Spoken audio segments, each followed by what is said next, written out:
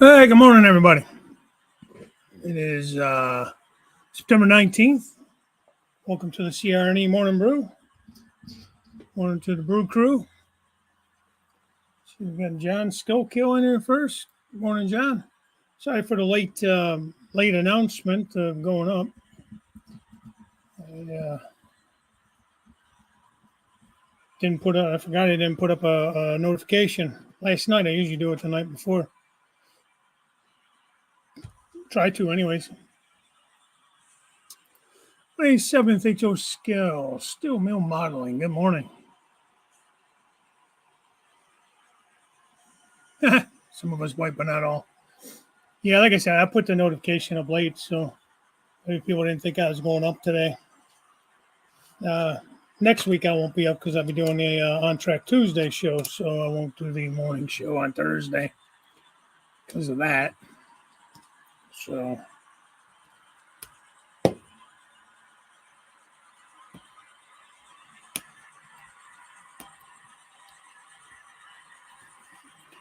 not too much going on today. I don't know. I'll keep working on my town. Hey, Andy. Howdy, folks.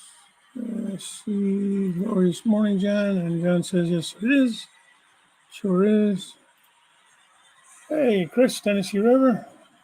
I'm here to let the Artie begin. I don't know. Nobody wants Artie in here. That's trouble. Morning, Fred. How you doing? Morning, Tammy and Ray. How are you guys? Good to see you. Dwayne Fork and Spoon. How are you doing, sir? Thanks for coming in. There's my buddy Lynn. You got up this morning. Good for you, man.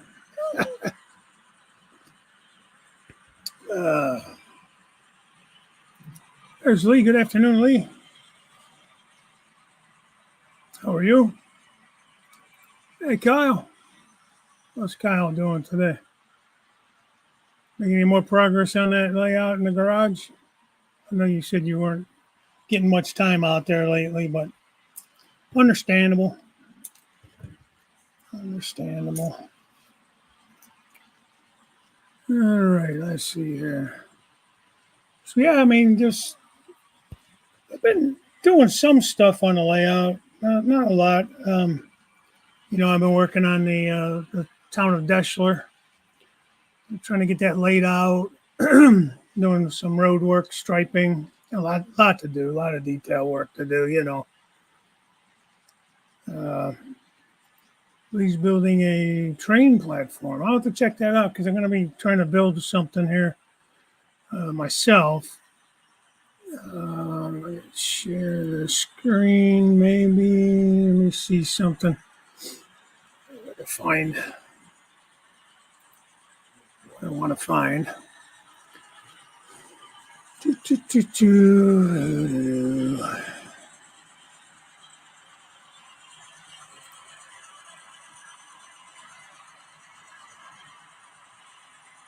All right, let me go back.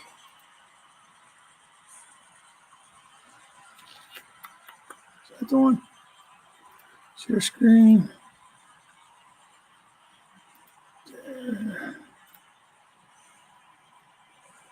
Okay, so I ordered this. It's from, I think, Outland Models. It's it's a, what do you call it? A gazebo, if you will. I like how it has that industrial look to it, almost like a subway station kind of, with the girders, I guess you would call them, So I'm going to put that in my rail fan park. I'll show you that here in a little bit. I really couldn't find anything I liked as far as 3D printing to try to print it myself. And the price wasn't too bad, so I was like, well, let me just do this. I'm probably going to be tearing that up anyways and trying to rebuild it a little bit differently. So I'm going to remove that. Let's see who all popped in there. Next week's video, okay. Hey, James. There's Curly. How nice of you to come in. Thanks, buddy.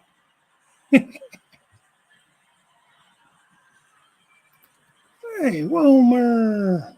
What's going on? Totally missed the show Tuesday night. Totally missed it. Forgot it was on. Sorry. Got busy doing other things and, going to remove my curved turnout today before we do any adult language. Well, it's probably good then. If it's going to cause you to do a lot of adult language, I would not be bad. How did you glue that corn down? What did you use for the glue? Well, the corn was a real fun thing because you can't really weigh it down, right, to hold it in place. So I use liquid nails and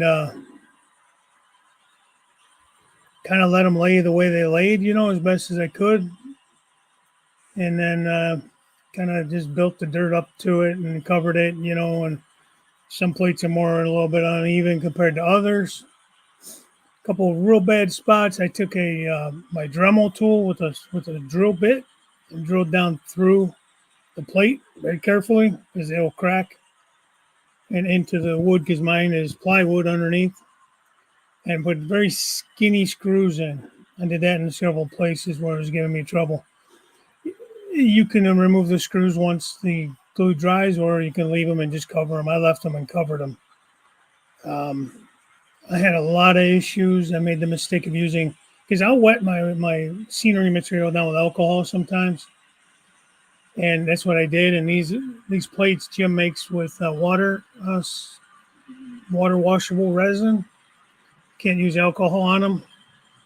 I had a lot of warped plates. They're curved and warped. So I kind of screwed myself on that. It was a lot more challenging than I thought it was going to be honest with you, to glue them down. And the thing of it is, you can't, they're too fragile to put any kind of weight on them to hold them down, So you need something kind of goopy, I guess, more so than white glue. I would use something more goopy. Like I said, I use the liquid nails. You could probably use a caulking, or what might even work, to be honest. Maybe put them in a bed of drywall mud, and stick them into that. And being it's very sticky and goopy, you know what I mean? Maybe that, I don't know. I haven't tried that, but that might work. But something like that to give it some bite, because again, you can't weigh them down. You'll break all the corn stalks. And like I said, if you use a very fine drill bit, I use the Dremel because it has such a high speed on it. And just carefully make your bit, get a long enough bit so if you do kind of punch through, because I did that a couple times. I punched through and ended up going too far through, and then the tool ended up hitting some of the corn and breaking the corn. So it was a chore, man. They look great. There was a patience level that was almost above what I have. So, yeah, I know. I always feel bad, though. Yeah, I seen there was a log car challenge. A couple of guys, I don't own even one log car. So I can't even compete in that or participate in that. Not enough morning brew yet.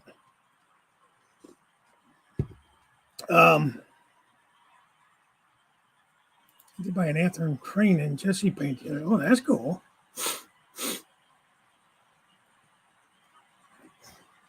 Same problem with a Pico switch. Let's see. The other day, I lined up a log train only to find there was a dead short somewhere on the layout. 2 days later, faulty Pico turn. Yeah, I've had a couple like that over the years. And it doesn't make any sense. All of a sudden it was working, now it's not. Hey, Anthony, good morning. Towards your sunbelt.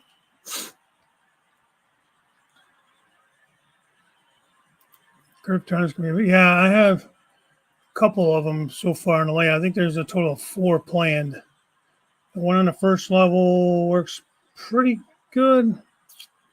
I have one locomotive that likes when I'm going out of it, like not like I'm going into the, I don't know what you call it, the throat, maybe going into the throat, coming out of it into the straight. It likes to derail because it comes off that curve and it derails.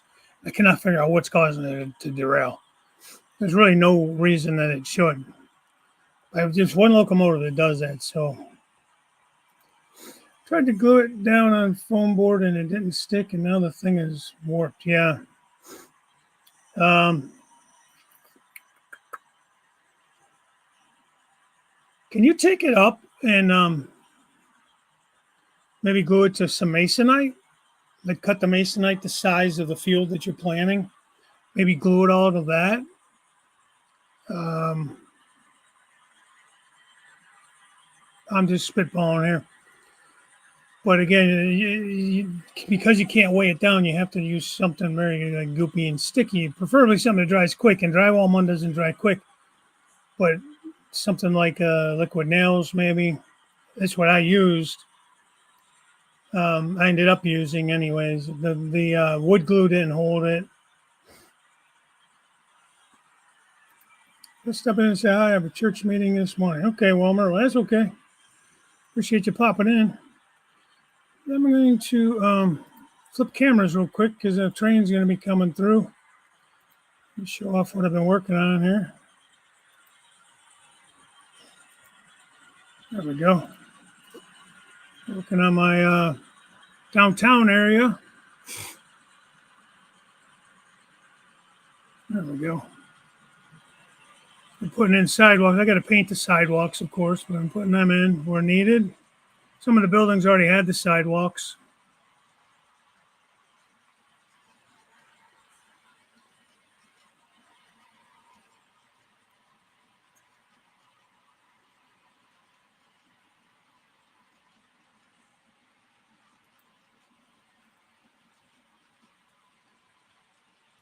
Right, I switched to a Walters curve turnout and haven't had a problem since. I wonder how those new turnouts that they made are coming. They made them without the joints in them. It's all one long bar that just bends the rail, not bar, the rail. It doesn't have the joints in it.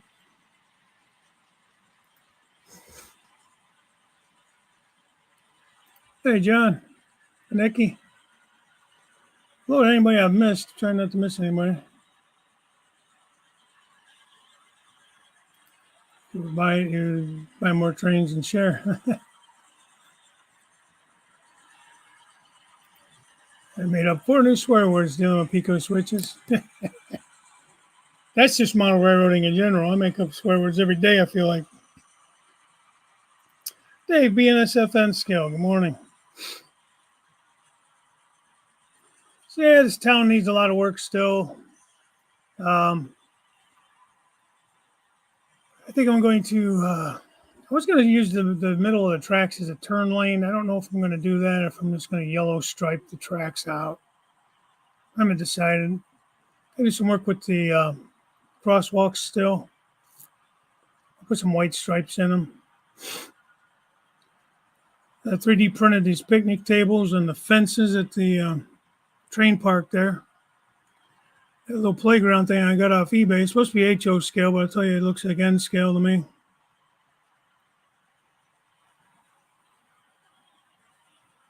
But that platform I'm going to put here along the tracks. So if you go to the Iron Triangle in Fostoria, they have a pavilion there that has benches and stuff under it.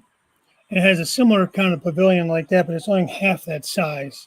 It doesn't have the full roof over it. It just has like more or less an overhang with those girders and stuff. I would like to try to do that. I think it would be kind of cool. See if I can find a picture of it. Go back to that.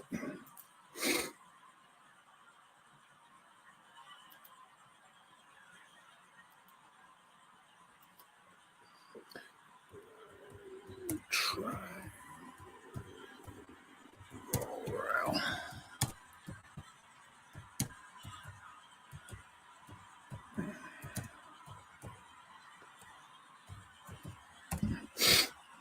There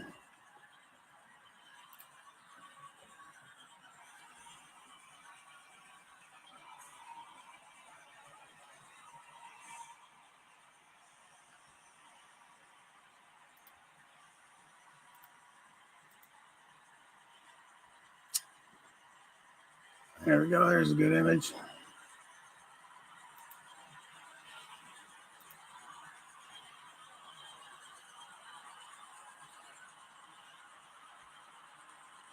See if I can share that. I don't know. We'll see.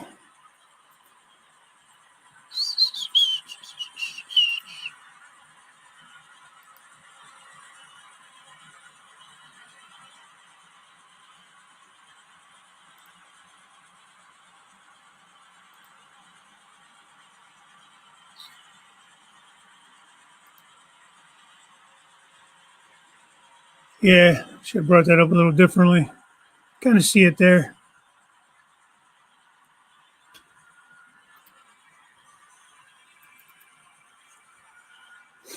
Let me try this one instead.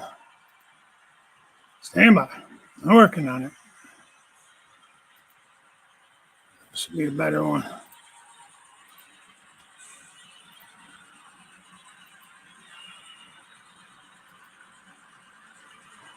Okay, there we go.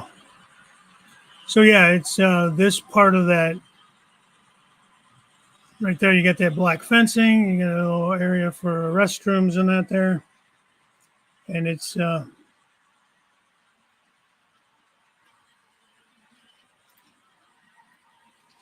up, Mr. Roy.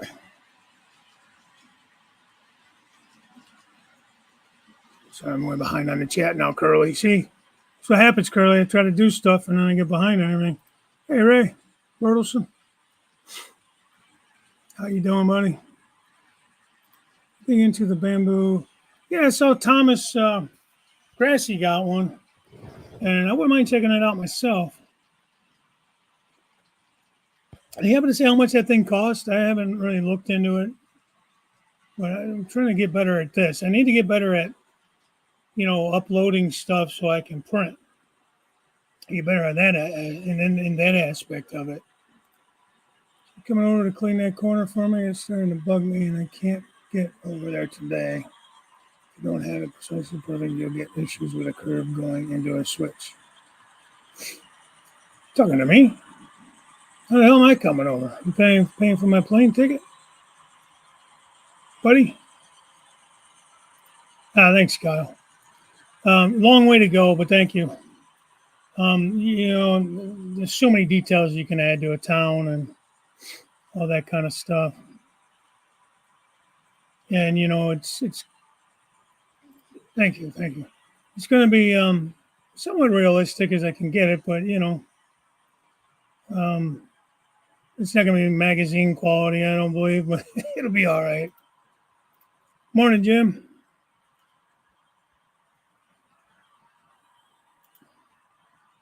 Morning, Dave. Thanks, Carol. Thanks, Caroline and Dave. Appreciate that. But yeah, that's somewhat what I'm trying to do there with the rail park. That park's pretty cool because you got it really does sit kind of in a triangle.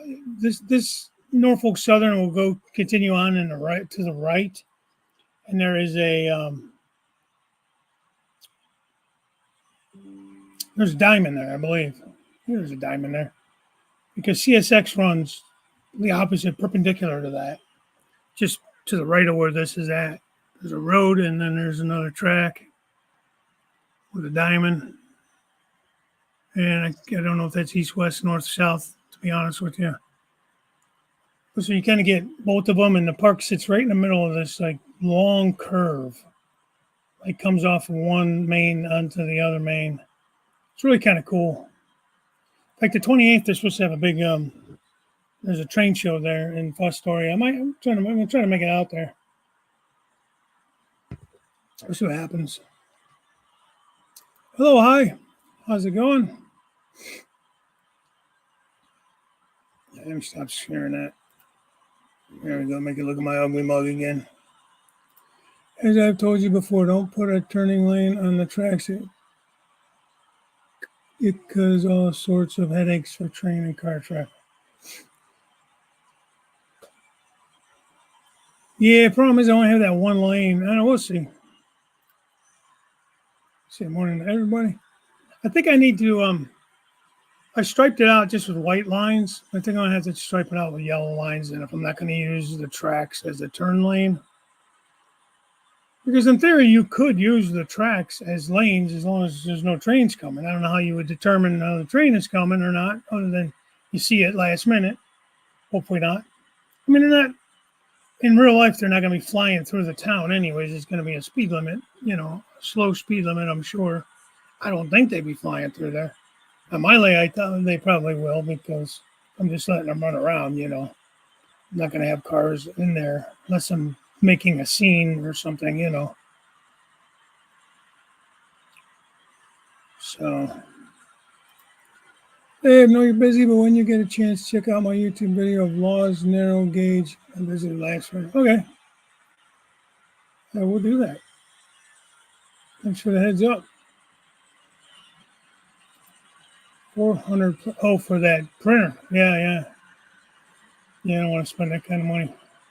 I wouldn't mind getting something a little bigger, though, Jim. I know we had talked about maybe looking at a filament printer eventually, but I'm also thinking maybe just a bigger resin printer.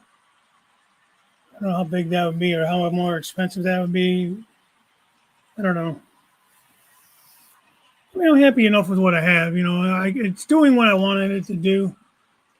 I just need to get better at the computer end of it, and slicing and all that stuff. I don't know why. I don't know why I have an issue with it. I think I just need to do it more and practice with it more to get more comfortable with it. Like I don't know how to convert files over to different. Like the Creality has its own kind of thing it uses. So just things like that. Hey, Wesley, how's it going, buddy? Good morning.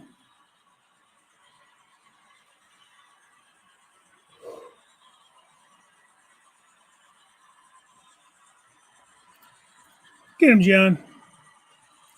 If you guys don't mind hitting that like button, I appreciate that. Isn't that why traffic engineers do goofy crossings? Cause chaos, Dave? Yeah. Kind of like Ford engineers designing trucks to not be worked on by Joe Homeowner. Yeah, no doubt. That's anything anymore. Speaking of that, when I get off the show, I got to go pick up my Ford Escape from Ford. Not a bad little car, but I've been getting the little thing on the dash saying the hood is open. And so I ended up having to get a new hood latch, I guess, something to do with the sensors and that or whatever the hell. It would set off the car alarm. I'm like, why does it set off the car alarm? I don't know if that's just a way to make you bring it in to fix it. The hood wasn't unlatched. So I don't know why it was doing that, other than it needed a new latch maybe, but $400 later, there's nothing, I swear to God, nothing is under $100 anymore when you go to the damn shop. You can barely get an oil change for under $100. Even to do it yourself, you're spending, everything's so expensive.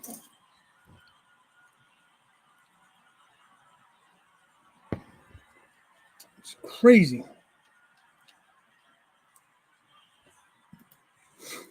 Yeah, I hear you, man. I hear you. My van is paid for. This thing I got about another year. Pay for it. And I don't know what we're gonna do. The van's pushing 100,000. This thing's pushing about 65,000 miles. They say it needs rear brakes at Ford. I got a guy that does brakes. So I'll take it to him. I'll do them myself. I don't like doing stuff. I don't like cars. I really don't. I don't like working on them. I don't like nothing about them. Why it costs me more money.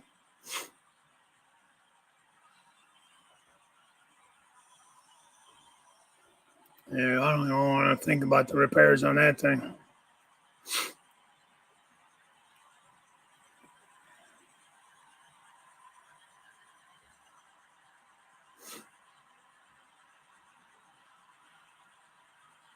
Yeah. Yeah, we had to replace one of those fob things, man. It was like 200. This has been a few years back. I don't know what it is now. It was $250 or something, almost maybe more than that, a little more than that, even 240 or something, 250 for a new car. Yeah, demolition derby. In this economy, I'm looking to buy nothing. Need to get these knuckleheads out of office, and maybe we'll get some reality back into this world. 200,000. Yeah. Well, yeah. I'm just saying it's not even the motor or the mileage on that. It's the it's everything else. It's nickel and diming me to death. Yeah, a lot of it's maintenance stuff. Some of it's shit like this. I mean, it's a 2014. It's 10 years old, right? So I've never once in my life had a hood latch go bad on anything I've ever owned. Never. Because I don't know if anything's really had a sensor. Maybe they, I don't know when they, these computer things kind of mess everything up too. The only reason I took it to Ford and not like the guy I usually use, he's like a local guy, is because a lot of times when it comes to like these computer type issues and stuff, it's sometimes almost better just to go to the dealership, even though they usually charge you more money. 2007 Impala with 85,000, oil, battery, and tires. Yeah, yeah. No, I mean, and that's kind of what. Hey, good morning, Tony. Decent humans. There are no decent humans here. Hey, Mike, Deep Run Railroad. Good morning. Cowboy Steve, good morning. And anybody else I missed? Sometimes I kind of get to trying to get through this chat and I miss things. Um, but yeah, it's the general maintenance stuff. Like you said, battery, tires, oil changes, brakes. That's one thing. When you start getting into some of these other like electronics and shit that really shouldn't go bad like that, you know, like my van needs another alignment. I don't know. Last time it was more than an alignment. It was something else that was messed up. So it cost me a bunch of money for that. You know, tires and it just every damn time you think you got things figured out, the damn vehicle throws a wrench in it. We're late. Gotta make some coffee. I was running a little late actually this morning too. Surprisingly, I got up on time. Up on here in time. It was just me and John for the first few minutes. Schuylkill. Grand Marquis. I love a Grand Marquis, man. It's such a sharp car. 91 on it. Yeah, this thing got van is 98. Still runs like a champ though. I love driving it. You know, it's obviously showing its age. Not too bad rust wise. But I got a ding in the back door on the back of it, the back hatch. I don't know, way back when, never fixed that. So a little bit of a rust spot there. The hood, on the edge of the damn hood, it's starting to get rust. Stupid Chrysler. Well, my Ford's doing that too.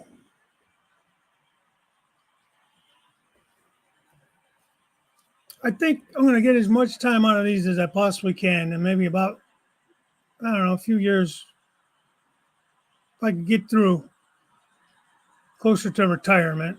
I think I'm going to maybe trade them in while I'm still working, trade them in so I could pay them off easier and just maybe get one good car, one brand new, loaded, whatever car, vehicle, and hopefully get 10, 15 plus years out of that. I don't know. Maybe I'm dreaming. Who knows?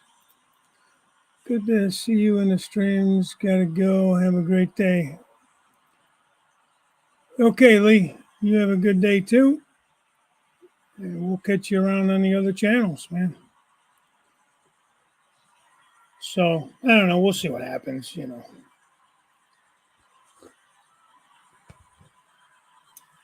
Like I said, my wife works from home. She don't really go out. much during the day. So on the days that I work, I take the car and go to work. Yeah, that's a good point, Anthony. The more bells and whistles, the more crap to go wrong. And that's true too, Mike. Mike does not mean good. Yeah, I'm just thinking, mileage wise and that kind of thing. Like when we first bought this van, we bought it. It was like a year old, but we were able to buy like a good warranty package through the dealer and that. And like I can't tell you, I didn't pay for the first 3 or 4 years of owning it. Or was it 5 years? I didn't pay for oil changes. I took it in, every 3,000 and got oil changes. I mean, I paid for it through the package, but I didn't have to pay extra for it, when I went in there. It was just convenient. It's a nice way to make yourself go and do it because you're not worrying about having to do it yourself or pulling money out of your pocket. Hey Heath, how the hell you been, man? Just a quick hello. It's all right. I appreciate it. Good to see you. Hope all is well. Toyota truck. Yeah, I had a 91 Ford Ranger. Love that truck, man. Wish I still had it. I ran the shit out of that thing. I had about 135, 140,000 hard miles. I was hard on that. It was a 5-speed, manual transmission, and I was hard on that truck. Holy shit, was I hard on that truck. But other than tires, battery, stuff like that, I never had no issues with that truck. I think I put a muffler on it once, like, a muffler system later on, years into it.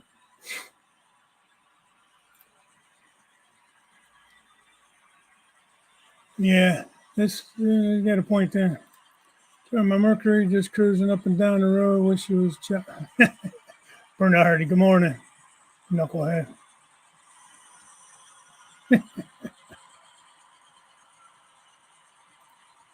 Look, I need to go to work. I need to take 2 stairs and I'm at work. Yeah.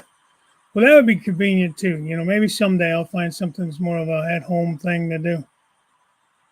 Yeah, no doubt, John. No doubt. One of my favorite cars, I had an 81 Buick Regal. It was my first car. I love that car. But it was junk, man. It was a piece of shit. I had more trouble motor-wise with that car. General Motors was not doing very well in the early 80s.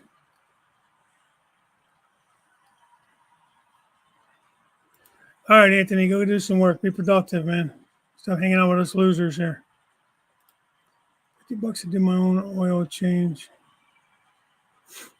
Yeah, well, I'll take it into the garage and then do it too. For that. My garage, though. The guys I use. Not like your quick lubes and whatever the hell you want to call those places.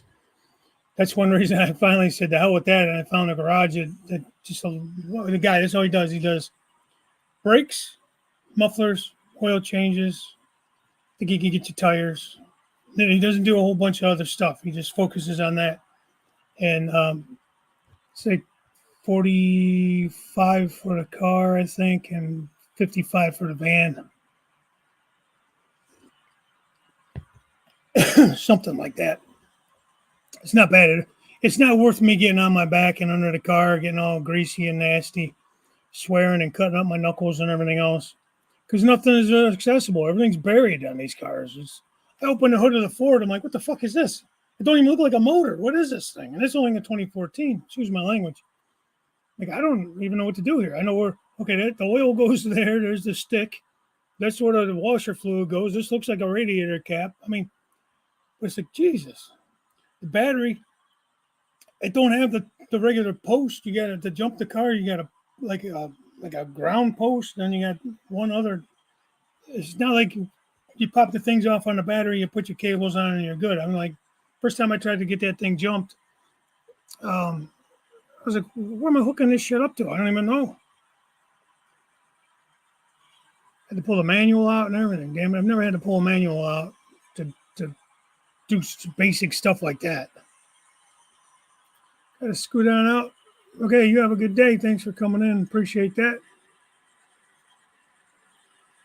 King Fox Junction, good morning.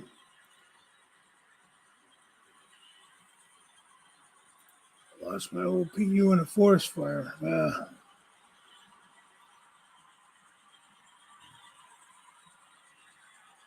My one owner's 1976 F-350 restored. My son has money. Well,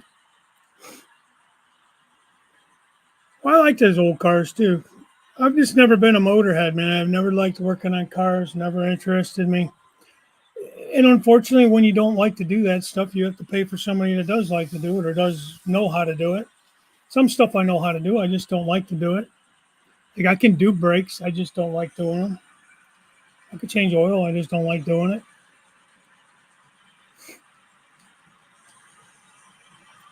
Full synthetic.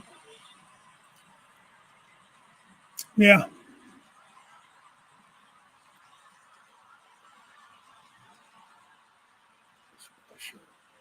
Be careful jumping new cars. Don't want to take out. Yeah, that's true too. I had a flat tire. Example: I had a flat tire on the Ford. The Ford? Yeah. Came out of work one day, got all the lugs broke, got it jacked up. I couldn't get the tire off to save my life. It was so like fused to the drum or whatever, man. From the aluminum, or I guess they're aluminum wheels. I took everything I could to get that tire off, man. I only live a mile from work, so I had my wife come up and bring my sledgehammer up, and I'm over here trying to use a sledgehammer to bang on the tire, and I didn't want to bang on the rim, you know. And finally got it off, but I was this close to calling freaking um, roadside assistance. I haven't changed a stupid tire.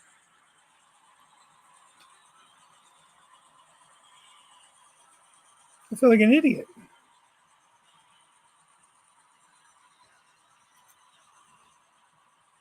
Yeah, that's true.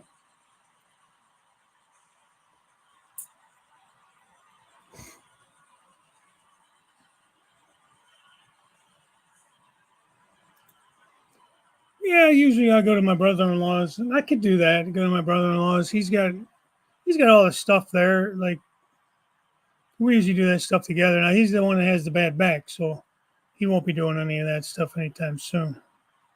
But he'll let me come down and use the stuff if I want to do it. You know, he'll hang out with me and make fun of me while I'm cutting up my knuckles and everything else. Yeah, I've never had one under the back seat. But I had the one car. What the hell car was it? You had to take the front wheel off to get the damn battery out. Honest to God, that's what I got called up to the garage. Like, how the hell do you get this battery out of here? Well, you got to pull the wheel off and say, are you shitting me? The hell car was that? So my Intrepid? No, that one was easy to work on. Might have been my old van. What was that little Jeep I had? That little uh, Compass or Liberty, whatever the hell it was. Well, that'd be nice. Well, that's the thing, he's got all the tools. That's half the battle. Having the tools, especially if you have a lift, you put it up on the lift, you're not on your back, and especially the summertime's not as bad, or when the weather's decent. You get into the wintertime, who the hell wants to be laying out there in the cold ground? I think the engineers that design these cars have a contest to see who can make the most complicated. Yeah, no doubt.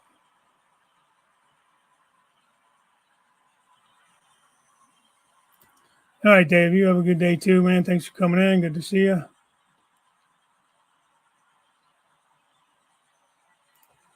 Well, I wouldn't doubt that, Dave.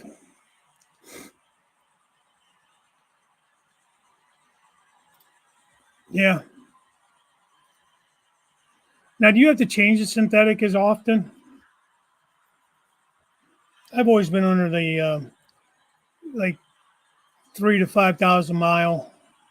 I try to keep it in that range, usually closer to 3.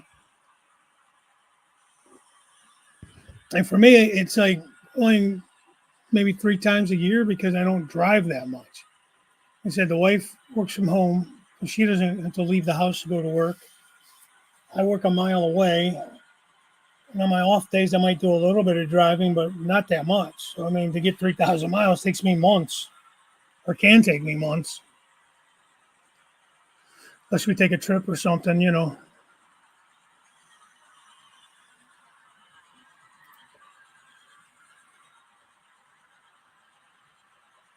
Yeah, yeah, Steve. And I was like, this is ridiculous. 'Cause I couldn't get the wheel off. I'm like, the bolts are off. It's a loose. There's no like locking cap, no nothing that would keep it from popping off the wheel. But I mean, it wasn't even wobbly or anything. I say, well, I got a bolt somewhere still, or not, a lug on there somewhere, or something. It would not budge. Like, are you kidding me? I went through all this shit. I can't even get the wheel off. So she brought up a sledgehammer, and I was able to finally like between kind of hitting the tire a little bit and hitting the backside of the rim a little bit. Took a while, man. I was like, God damn it, this is so stupid. And of course, I'd worked 12 hours all day long, tired. It was starting to get dark already because it was, I don't know, it was still spring where it was nice enough outside, but it was starting to get dark still early because it wasn't, summer yet. And I was getting more and more pissed. I was tired, aggravated. Half tempted just to leave it there and come back the next day and mess with it, but to do it then, at least I had room because the parking lot was getting pretty empty by that time.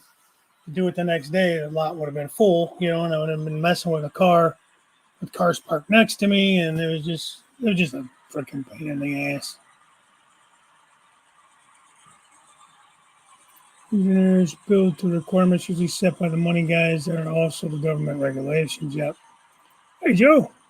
Good morning. All right, John, you take it easy, man. Making you work this morning. Oh, yeah, that sucks. That's not fair. You should tell them that's unacceptable. I got the dang tire off. The mini spare was oh, Jesus. Yeah, and I'm terrible about this. I always forget to check that damn spare. Well, a lot of these cars, you don't even get a spare. They have basically a can of Fix-A-Flat in the car. That's your spare tire. Not really a can of Fix-A-Flat, but basically it's like an air pump that puts like that Fix-A-Flat shit in there just to get you to the service station.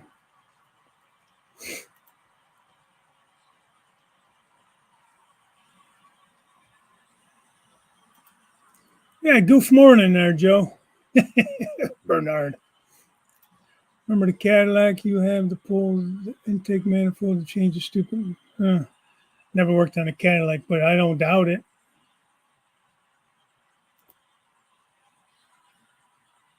Move the bumper, replace the headlight bumps. Wow,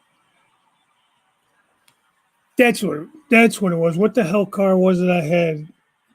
So when they first came out with the candle bulbs, and you had to unscrew them from the back, but the battery was in the way.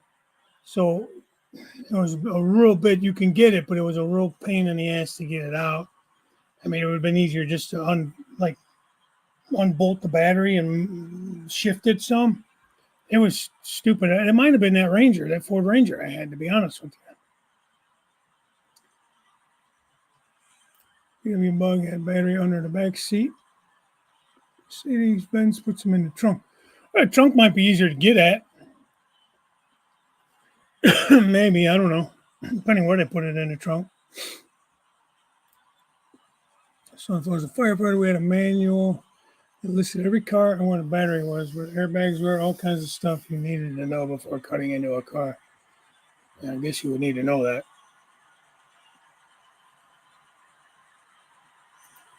The battery under the floor. Yeah, but you got one of those electric cars, right?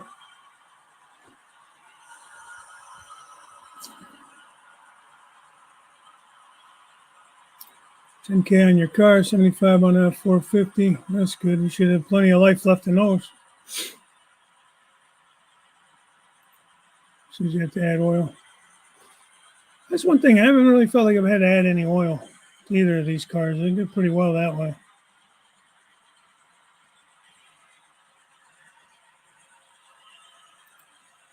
Yeah, I wish I'd have thought to have her bring some wood, lots of wood.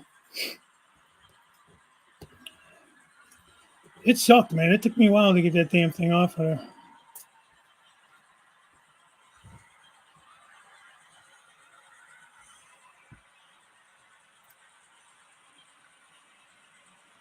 Looking into the Bamboo Lab PS1 in the spring.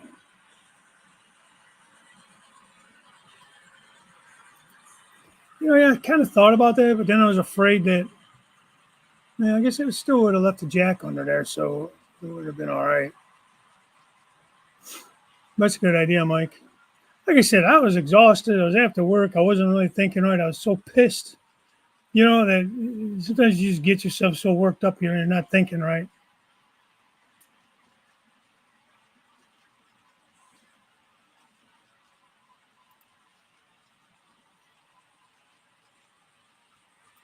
Oh, geez.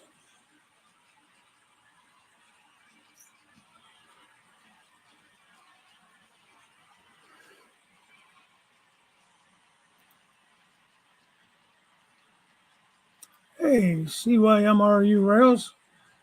I'm doing well. How are you?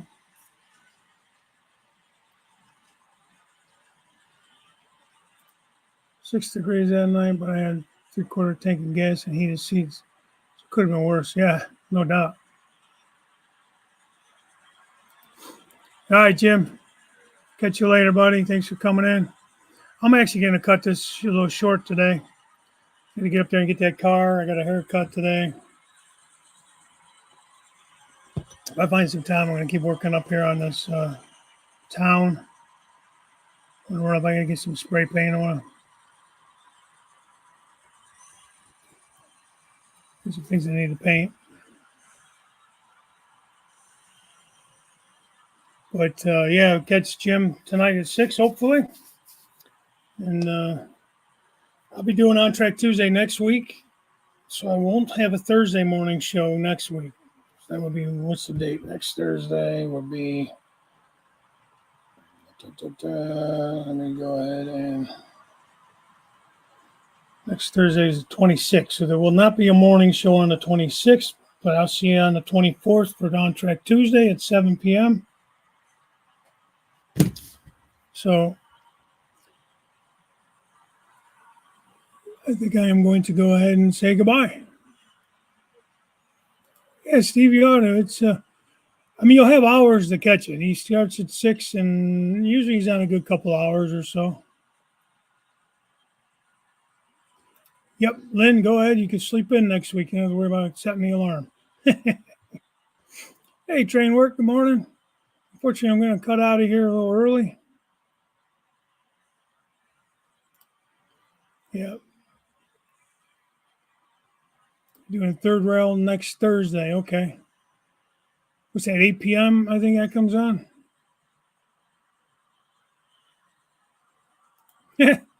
Okay, Heath. We'll catch you next time. Good to see you again. Been a minute. All right, guys. I'll talk to you later. Bye for now.